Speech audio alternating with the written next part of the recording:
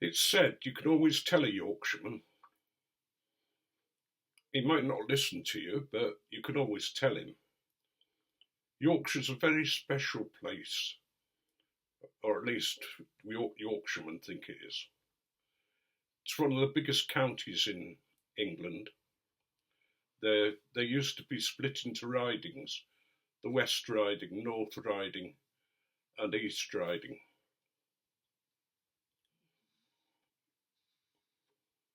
And they each have their own sort of identity in some ways, but beneath it all, the Yorkshiremen.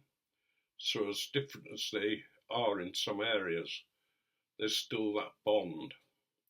And there's a Yorkshire sort of belief in itself.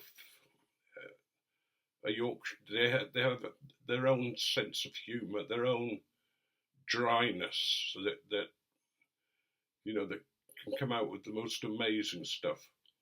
There is a Yorkshire Bible, which is in Yorkshire dialect, and there's a conversation between Goliath and David. And David says to Goliath, "Look, if you're not careful, I'll rip your arm off and beat you with a soggy end." And, it's very much Yorkshireman. And you go into Otley, where I don't live far away from Otley. It was where I was brought up when we moved up from Norfolk.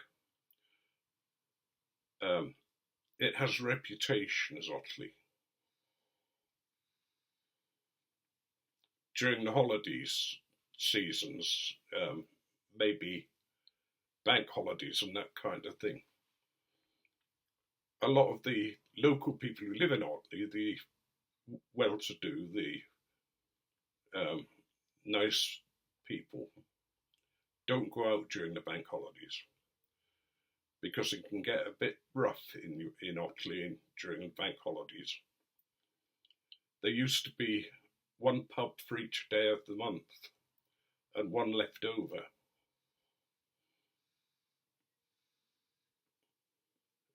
And there's a thing called the Yorkshire Pub Run, which is from Otley to Leeds, and it's held on every Saturday. They have it, and it's virtually a pub crawl.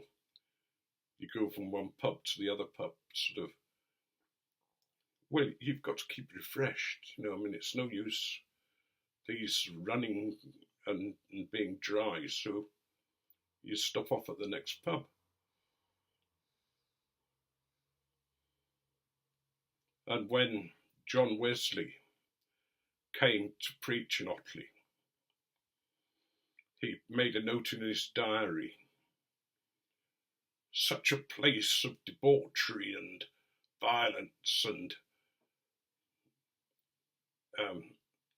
unseen obscenities I have never come across before."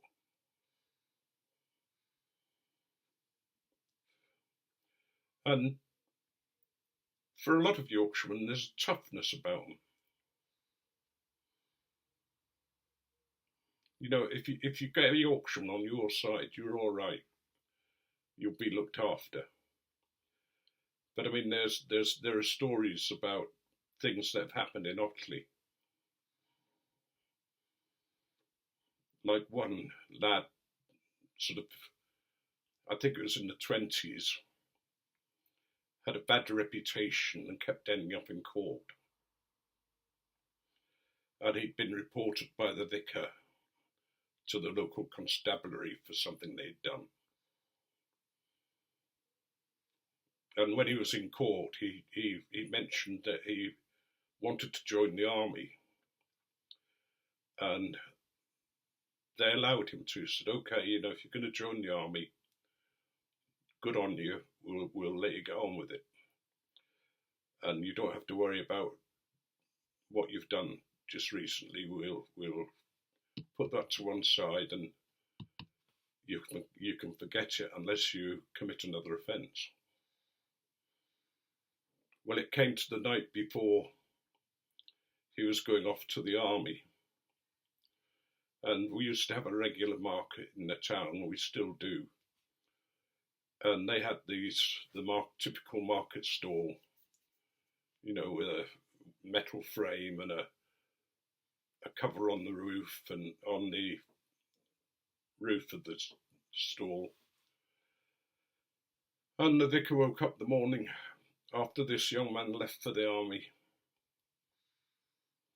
opened the curtains of the vicarage that looked out on the church, only to see a market stall fully built on the arch of the church roof. The young lad had got his own back. And there's also a story of the baker who looked after the church clock, made sure it was running to time, was wound up, and everything was all right with it. And he'd been doing some work on the clock. So he'd been baking bread all night. It's about 3 o'clock in the morning. He's got his white uniform on and he's covered in flour and looking a bit pale. And it was hot in the bakery, so he decided to go and just check on the clock to make sure it timed right. So he had one of those turnip watches, one of the big watches that men sometimes used to carry. And he went and sat on a gravestone in the churchyard, checking his watch against the church clock, when somebody started walking up the path. And what did they see? But a ghost sat on the gravestone, looking and saying, "Aye, that looks about right." And the story got round about that. This guy was sort of saying how he'd seen the ghost in the churchyard. And the baker never sort of said anything, he just let them think what they wanted.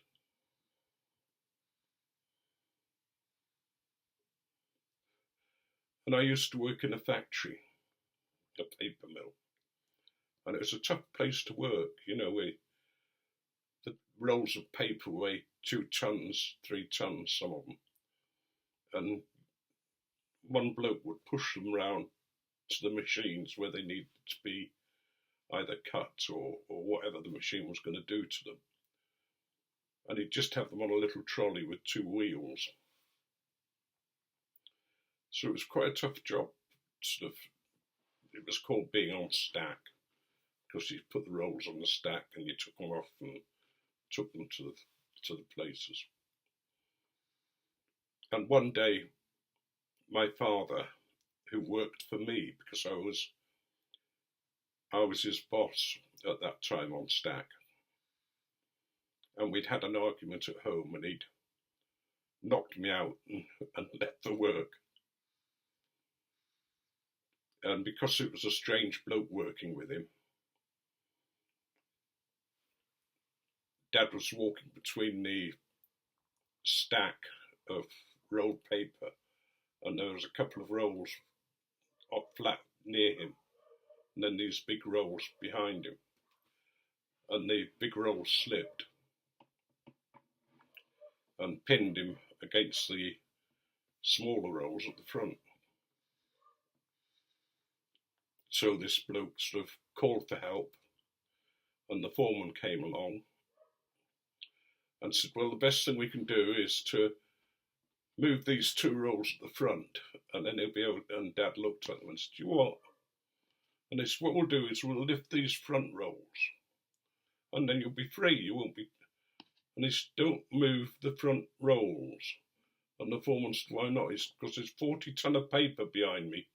You move those 2 rolls, and they'll just roll all over me and flatten me against the floor." And the foreman thought about it and said, "Oh, aye, yeah, you could be right. We'll move the back rolls from you." So they moved the back rolls and eventually got Dad out. But of course, Dad blamed me. It was my fault because I didn't get to work. I hadn't the courage to tell him it was because I was unconscious at home where he'd left me. But we used to have an accident a shift, basically. It was a dangerous place to work. And one of the beta men who had this big tank where they mixed the paper and he put the various colours in to make sure it all turned out all right. And he was looking into the tank, and there was a lid sort of beside him. And this stacker truck driver came along, hit the tank, the lid fell down and took the bloke's ear off. So he sort of is there holding his ear saying, "Where's the first aid man? Where's the first aid man?" The guy got off the stacker truck and said, "Here I am. What can I do for you?" It was that kind of place. But as I say, Yorkshiremen are tough. But if there was ever an accident, all the toughness seemed to go away. I remember getting a head injury here, and you can see that I've got a scar, and it was quite bad. But the blokes came and, one of them sort of held me. I was on the floor and he sort of propped me up and held me against him. And there was no sort of, "Now don't cry, lad, pull yourself together." It was acceptance that you'd been hurt and that you needed help. When it was all over and I'd gone up to the hospital to have stitches put in and various other things, it was almost as if everybody had sort of gotten, well, yes, and pulled themselves together again and were back to the sullen, silent type.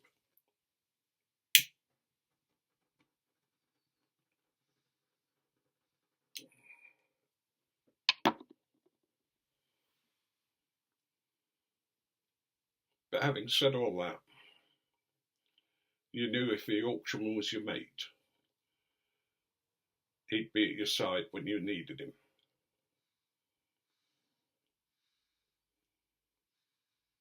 And a lot of people believe that Yorkshire should be independent. We can't mess with the other counties in the country. We should be independent ourselves. We've got our own flag, so why not? Anyway, I'm probably rambling too much on Yorkshire.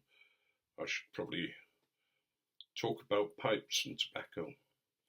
One of my favourite tobaccos that I've just found is Gareth and Hogarth Brown House.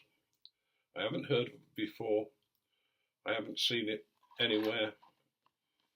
But apparently it was one that was made as a special. And I don't know whether you'll be able to see it in the jar. But it's a lovely sort of rich brown. And if you look, there's sort of little rings, rather like in Cabby's mixture. So I think Cabby's mixture makes up a portion of that. But I found it on my shelf and sort of thought, well, where the heck's this come from? Put it in my pipe to try it, and I thought, this is bliss. It was one of those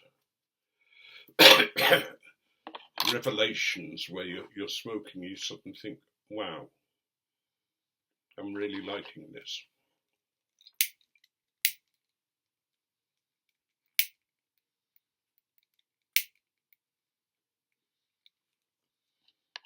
So I don't know whether any of you have tried Brown House, but if you come across it, try it. And if you come across a shop that's selling it, let me know, because I'd like to buy some more.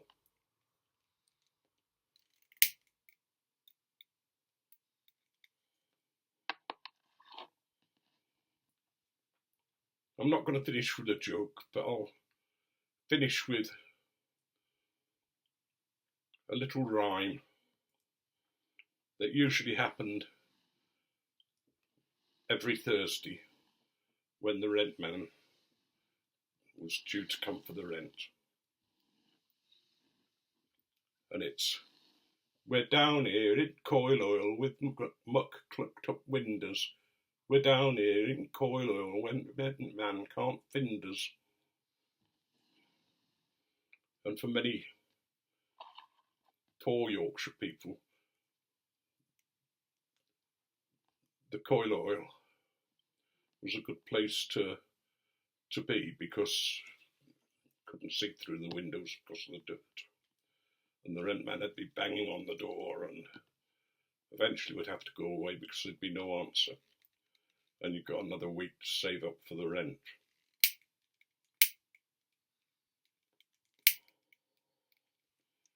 One of the other sayings is, if a wife's busy, a woman's busy in the house, so maybe you've got people coming and she's rushing around, and somebody will say, she's as strong as Throp's wife when she hung herself with dish clout.